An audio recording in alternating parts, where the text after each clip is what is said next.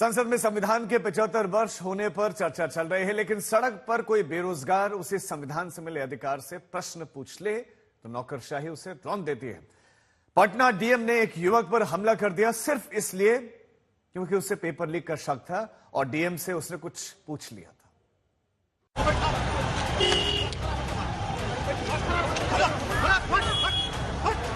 संविधान की रक्षा की कस्में खाती देश की संसद से 1000 किलोमीटर दूर अपने बाएं हाथ से शख्स ने उन सारे दावों पर पानी फेर दिया।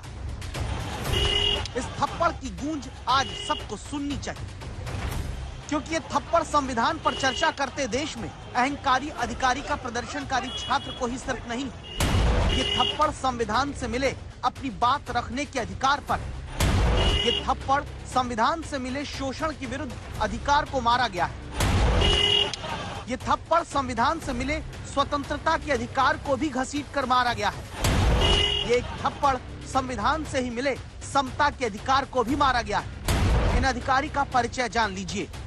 इनका नाम है डॉक्टर चंद्रशेखर सिंह, IAS अधिकारी हैं, पटना के डीएम, लेकिन इनको पटना के बापू परीक्षा परिसर में शुक्रवार को होती बीपीएससी परीक्षा के दौरान धांधली का आरोप लगाकर प्रदर्शन करते बेरोजगार छात्रों पर हाथ छोड़ने का कोई भी अधिकार नहीं है।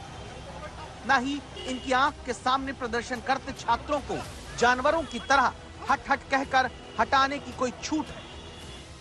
पटना के डीएम का थप्पड़ बताता है कि इनके जैसे अधिकारी कुर्सी की तपिश से इतना फूल जाते हैं कि इनके दिमाग में संविधान के बारे में पढ़ी गई समानता की बातें सिकुड़ जाती हैं। इसके बाद इन्हें यह बर्दाश्त नहीं होता कि हम भारत के लोग वाली संविधान की प्रस्तावना में डीएम चंद्रशेखर सिंह के साथ ही उन छात्रों की भी आवाज शामिल है। सवाल है कि आखिर पटना के डीएम खुद क्या संविधान भूल गए?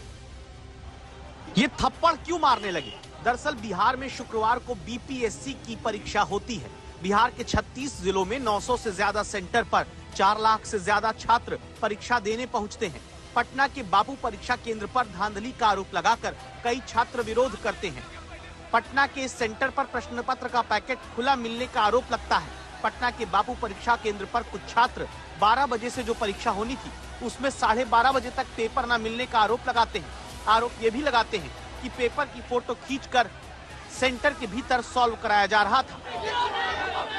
इन्हीं आरोपों के साथ बहुत सारे छात्र नारेबाजी करते परीक्षा को बीच में छोड़कर पेपर लीक होने का आरोप लगाते हुए बाहर आ जाते हैं, प्रदर्शन शुरू कर देते हैं।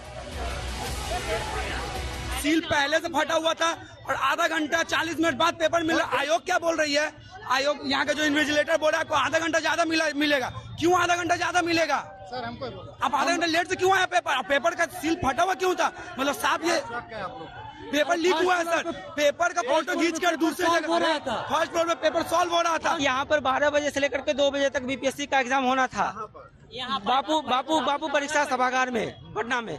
और उसके बाद जो हम लोग को 12:30 हो गया है 4th फ्लोर पे, वहाँ 12:30 के बाद भी क्वेश्चन हम लोग को नहीं मिला। और जब हम लोग उसके बाद नीचे आए हैं तो उसके बाद देखे क्वेश्चन बिखरा हुआ है। इस तरह से क्वेश्चन लीक कर दिया गया है सर। हम लोग को क्वेश्चन नहीं मिला। प्रशासन द्वारा हम लोग को धमकी दिया जा रहा है। मेरा नाम शहबाज आलम है सर हम बेगूसराय से आए हैं, बहुत मुश्किल से यहाँ तक पहुँचे। मैं जिस रूम में थी उसमें तो ओमार सीट भी नहीं मिला था। 15 मिनट ओमार बिना क्वेश्चन भी नहीं मिला, बैठे के बैठे रह गए। पता चल गया सबको कहीं से कि पेपर लीक है, और दूसरा कि आधा लड़का को टाइम पे पेपर मिला और आधा को नहीं मिला। बीपीएससी का कहना है कि कहीं कोई पेपर लीक नहीं हुआ। इसके बाद बीपीएससी के अध्यक्ष सीधे छात्रों को ही उपद्रवी और उद्दंड घोषित करने लगते हैं। आयोग के लिए छात्रों का हित सर्वोपरि है मान लीजिए, बट छात्र आयोग के लिए 4,73,000 है। आयोग के लिए 300-400 उपद्रवी छात्र नहीं है, वो उद्दंडी। अब बीपीएससी वाले परीक्षा नहीं करा पाते या फिर छात्र उपद्रवी, ये पता चलेगा इस बात से कि क्या पटना में बीपीएससी परीक्षा में पेपर बांटने में कोई गड़बड़ी हुई है। एक परीक्षा कक्ष में 273 बच्चों के सीटिंग प्लान था। उस हिसाब से एक परीक्षा कक्ष के लिए लगभग 288 का 12-12 के सेट में एनवेलप होता है, लिफाफा होता है। 288 प्रश्न पत्र आना चाहिए था एक बॉक्स में एक परीक्षा कक्ष के लिए। लेकिन जो परीक्षा प्रश्न पत्र आया बॉक्स में वो 192 था, एक बॉक्स में 192 एक बॉक्स में था, तो इसलिए एक हाल में खोलने के बाद दूसरे हाल से भी लेना पड़ा।